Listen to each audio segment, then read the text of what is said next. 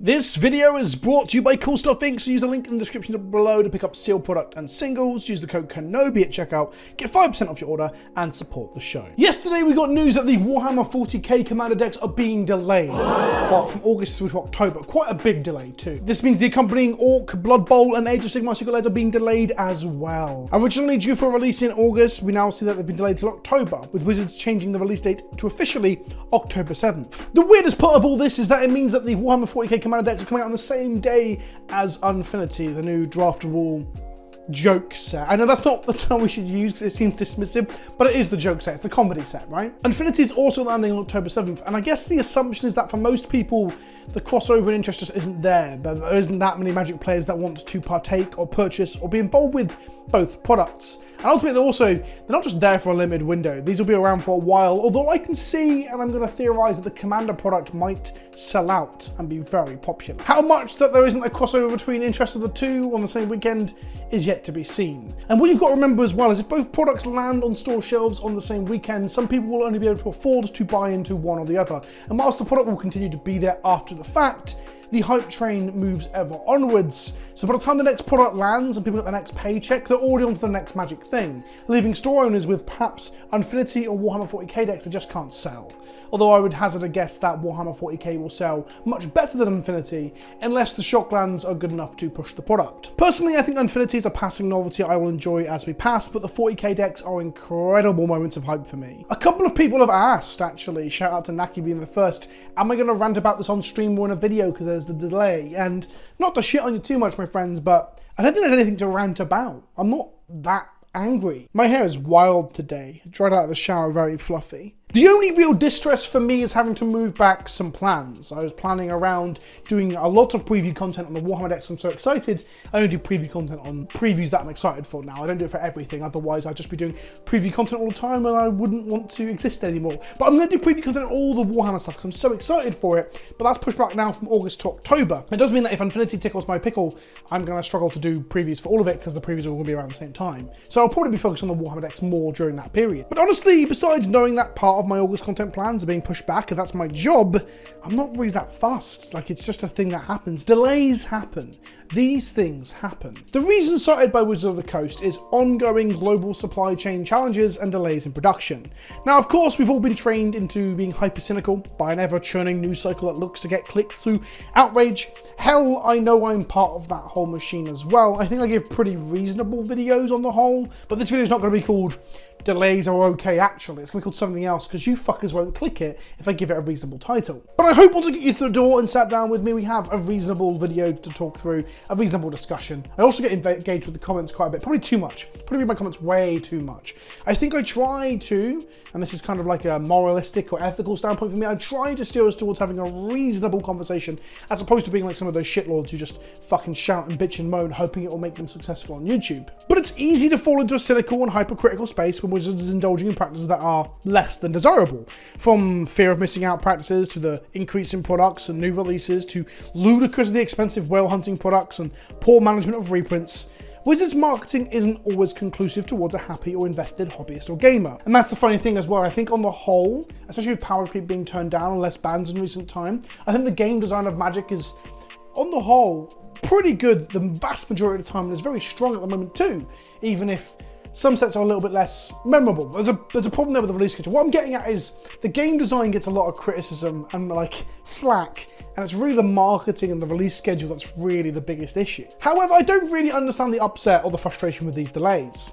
Firstly, the supply chain is fucked. That is not a fabricated issue. I'm not an expert on this shit, but I'm going to go into it real quick with what I understand, try and flesh this out, and make people realize this isn't just like hand-waving away a mistake. The supply chain is a catch-all phrase used to represent the movement of parts or final products between suppliers, production facilities, and consumers. Economists and experts way more versed in the shit than me have been citing supply chain issues since, the beginning of the pandemic, and it's gotten worse, and it's not really clearing up very fast either. This supply chain issue is for the majority of goods, from lumber to potatoes to cars to computer parts. George Alexandria, writing for the Rochester University, says it's been the worst disruption we've seen in 50 years.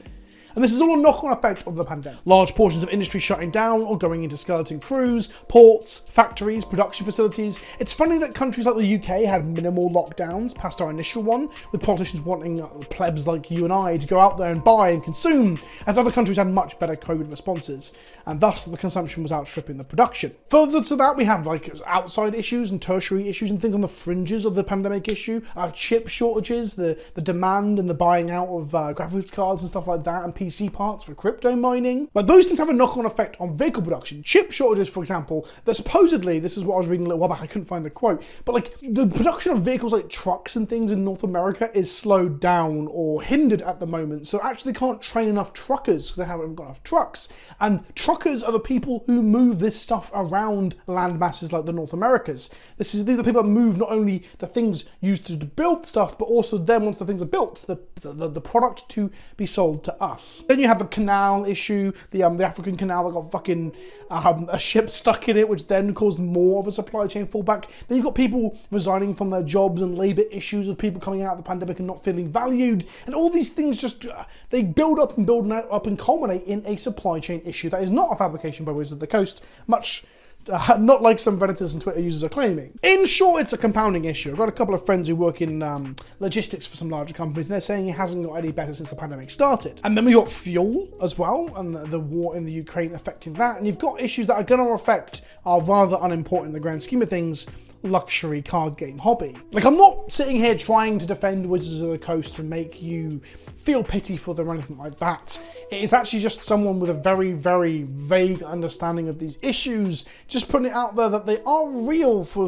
I don't see why they'd be making this shit up. They are real, and perhaps we need to take a step back when we get angry about delays. It's not an imagined issue for nefarious ends. This is real problem. So when this was announced, we had people on Twitter saying, please Wizards, less product. And whilst I agree there's a lot of fucking product, I don't know if we have to beg them, please, as if our family being crushed under the weight of the latest Magic release. Jokes aside, the real issue I believe is that secret layers and promos like that have given so much information coming out of news sources like channels like this or websites you frequent or Twitter or Reddit, that if you are an enfranchised Magic player, you are bombarded with shit every day, all day. But delays kind of help with this. Did you know that this means that there are no secret layer releases between Double Masters 2022 and Dominaria United hitting shelves on the 9th of September? That is a 9-week window. That is 2 months break from Perpetual hype.